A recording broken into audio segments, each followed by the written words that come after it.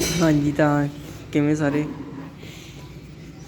ਹਾਂਜੀ ਤਾਂ ਅੱਜ ਤੁਹਾਨੂੰ ਆਪਾਂ ਇਸ ਟੇਬਲੇਟ ਬਾਰੇ ਦੱਸਾਂਗੇ, ਠੀਕ ਆ।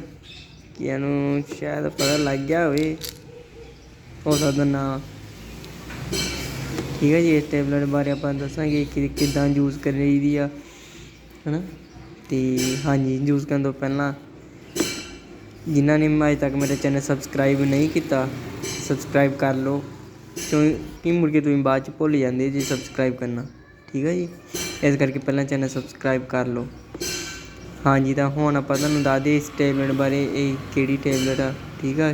ਕਿੱਦਾਂ ਯੂਜ਼ ਕਰੀ ਜਾਂਦੀ, ਕਾਹਤੇ ਯੂਜ਼ ਹੁੰਦੀ ਆ, ਠੀਕ ਹੈ ਜੀ। ਹਾਂਜੀ ਚਲੋ ਆ ਜਾਓ ਫਿਰ ਕਰਦੇ ਆਪਾਂ ਸਟਾਰਟ।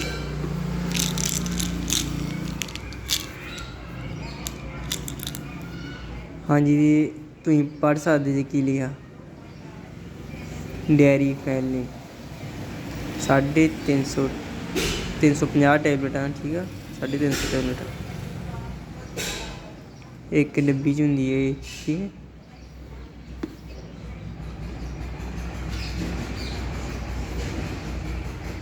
ਆਹ ਇਹਦੀ MRP ਦੇਖ ਲਓ 157, ਠੀਕ ਹੈ ਜੀ। ਐਟ੍ਰੋਵੈਨਿਆ ਥਾਇਓਪੈਲਿਨ ਟੇਬਲੇਟ ਡੇਅਰੀ ਫੈਨਲ 70 mg, ਹਾਈਡਰੇਟ 30 mg। ਹਾਂਜੀ ਤੁਹਾਨੂੰ ਆਪਾਂ ਇਹਦੇ ਬਾਰੇ ਦੱਸੀਏ ਕਿਹਦੇ ਲਈ ਵਰਤੀ ਜਾਂਦੀ ਹੈ।